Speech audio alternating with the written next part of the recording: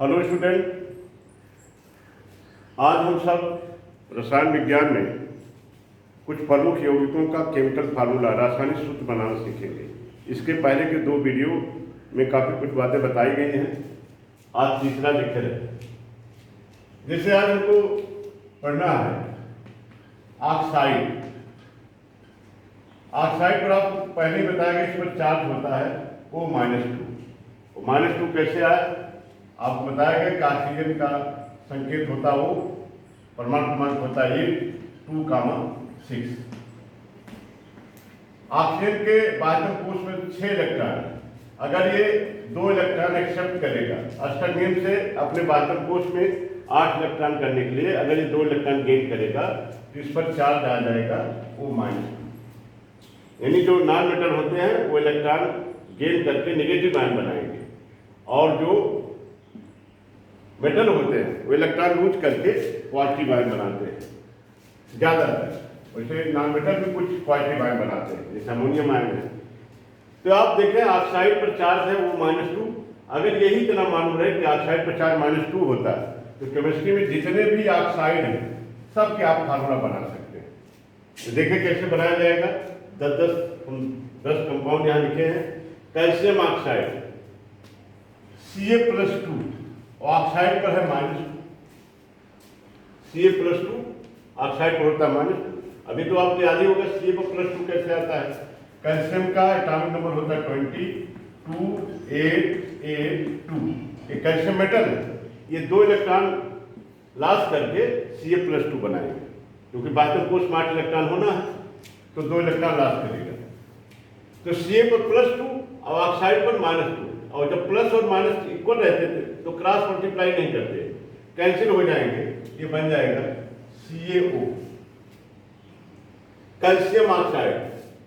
इसका और भी नाम है, इसको कली चूना भी कहते हैं या बिना बुझा चूना कहते हैं।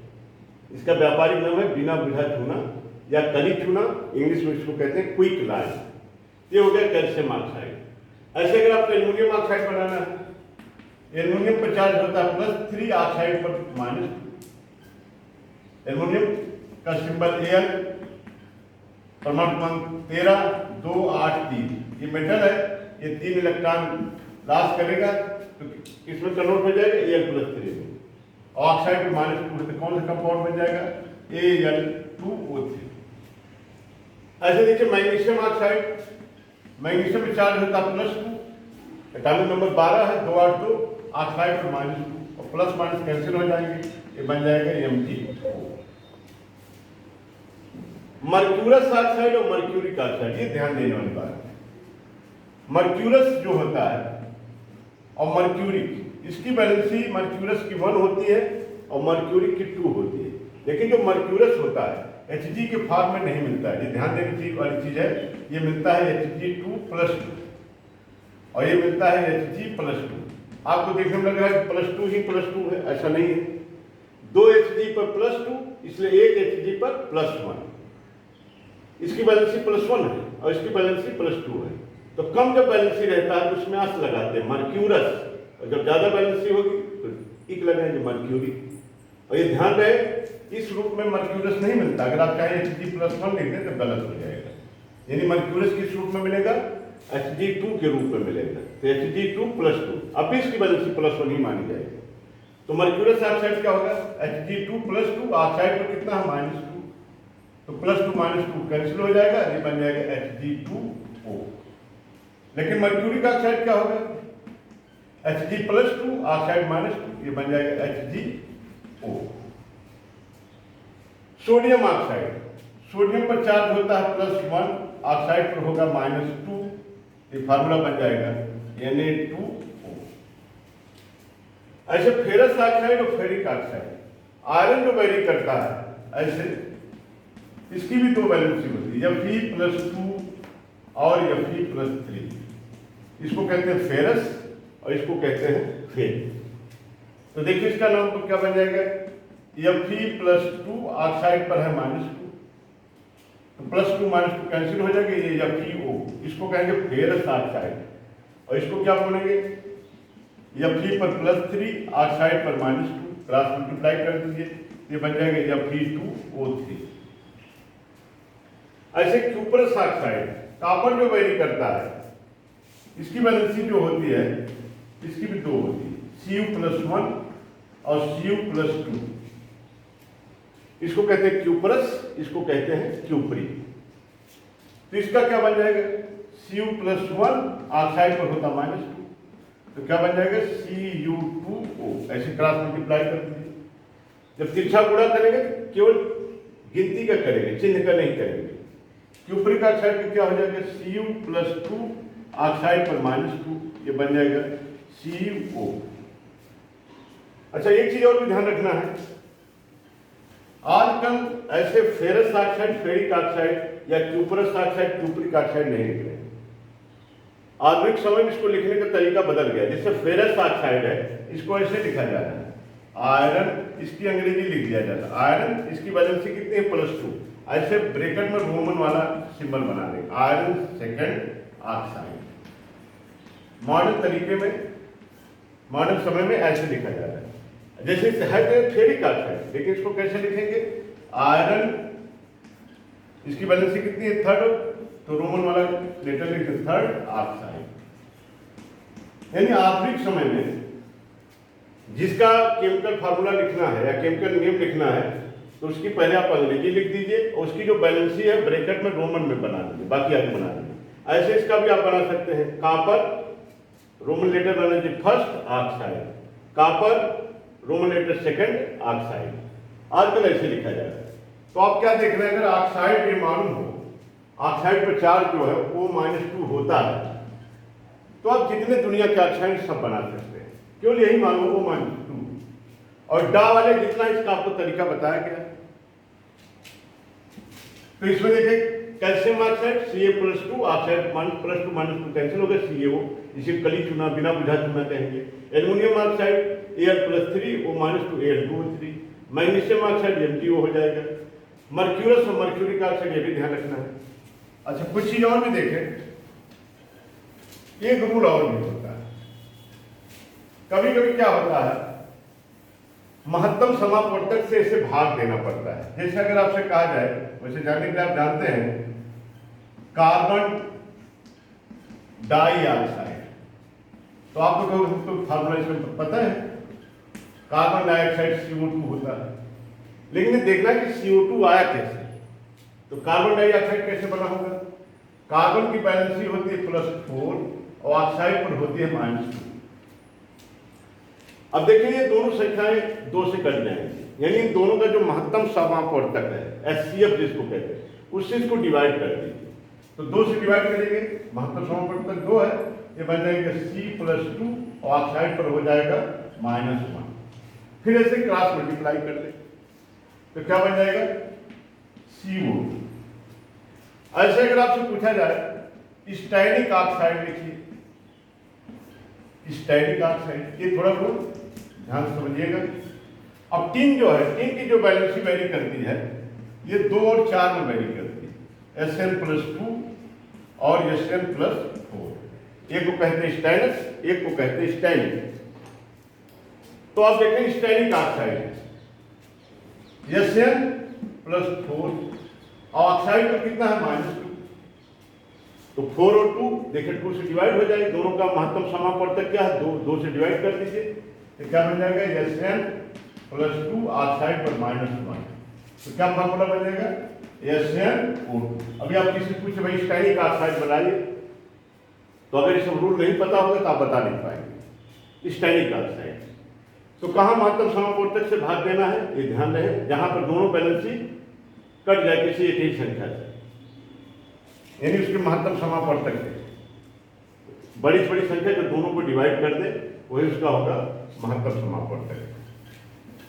इसके अलावा जो पहले वीडियो लेक्चर हमने बताया था, कुछ ऐसे मेटल हैं जो एक से ज्यादा संयोजकता दर्शाते हैं, उनकी बैलेंसी 1 से ज्यादा होती है।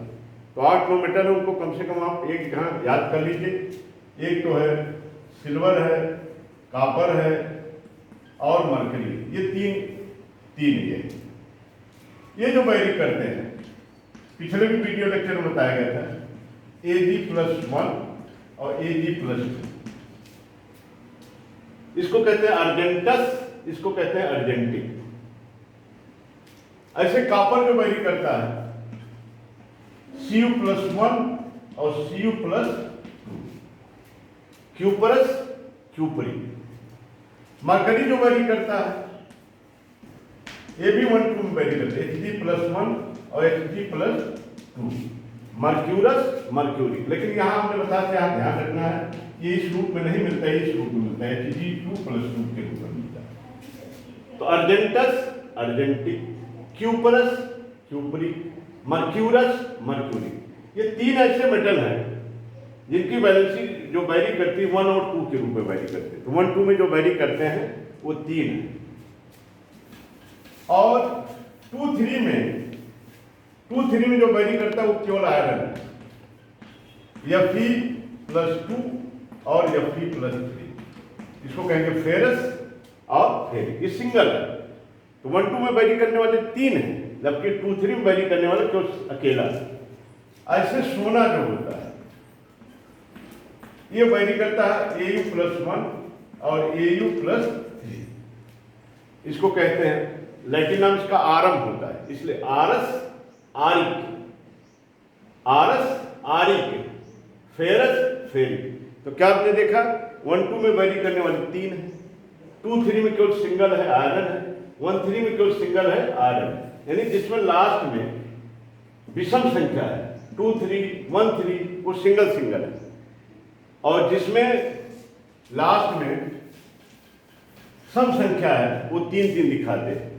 जैसे सीसा भी है, टिन भी है, प्लेटिनम भी है, ये तीनों एक जैसे हैं। लेड जो वेरी करता है Pb+2 और Pb+4, सीसा प्लम्बम इसका लैटिन नाम है। तो जो संयोजकता कम होगा उसमें जोड़ेंगे OUS, जिसकी संयोजकता ज्यादा होगी उसमें जोड़ेंगे इक। तो प्लम्बस प्लम्बिक, इसको क्या कहेंगे आप Sn+2 Sn+4। देखिए लास्ट में 4 आ रहा है, तो जो सम संख्या वाले होंगे उसमें 3, 3 आएंगे। जैसे 1, 2 वाले में 3 आएंगे, 2, 4 वाले में 3 आएंगे, लेकिन 1, 3 और 2, 3 वाले सिंगल। प्लेटिनम क्या होगा Pt+2 और Pt+4, तो प्लेटिनम। तो कुल मिला के देखें 3 1, 2 वाले हैं और 3 2, 4 वाले हैं, 3 3 6 हो गए, एक 1, 3 का, एक 2, 3 का, यानी कुल मिला के 8 ही आपको याद रखना, इसमें पूरी केमिस्ट्री आ जाएगी। तो परिवर्ती संयोजकता वाले में 1, 2 में वेरी करता है, 1, 2 में वेरी करेगा 3, और 2, 3 में 1 है, 1, 3 में भी 1 है, और 2, 4 में 3 है।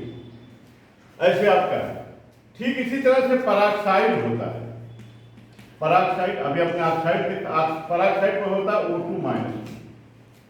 अब खाली यही पता हो कि O2-2 पराक्साइड पर चार्ज जो होता है -2 होता है, ऑक्साइड पर भी चार्ज -2 होता है, लेकिन वहां O-2 था, यहाँ O2-2। तो खाली यही मालूम रहे तो सब पराक्साइड बना सकते हैं।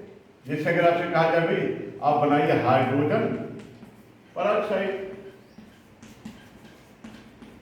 तो क्या करेंगे, हाइड्रोजन चार्ज होगा +1, हाइड्रोजन दोनों दिखाता है, +1 भी दिखाता है और -1 भी दिखाता है। -1 जब दिखाएगा उसको कहेंगे हाइड्राइड। वैसे इसको नॉन मेटल में कंसीडर किया जाता है। H+1 पराक्साइड क्या कहेंगे, O2-2, क्रॉस मल्टीप्लाई करें 1 से करेंगे मल्टीप्लाई, कोई फर्क नहीं पड़ेगा, ये बन जाएगा H2O2, 2 का इधर 1 का इधर, H2O2। ऐसे कह देंगे पोटेशियम पराक्साइड, तो आप क्या कहेंगे, K पर होता है +1, पराक्साइड पर O2-2, ये बन जाएगा KO। तो ध्यान ये रखना है जो अम्लीय मूलक है, जो निगेटिव आयन वाला है, अगर ये मालूम है तो आप किसी भी कंपाउंड का आप बना सकते हैं। इस तरह से आपने देखा है जितने भी ऑक्साइड और पराक्साइड है उसका आपने देखा। अब इसके बाद आगे चलते हैं।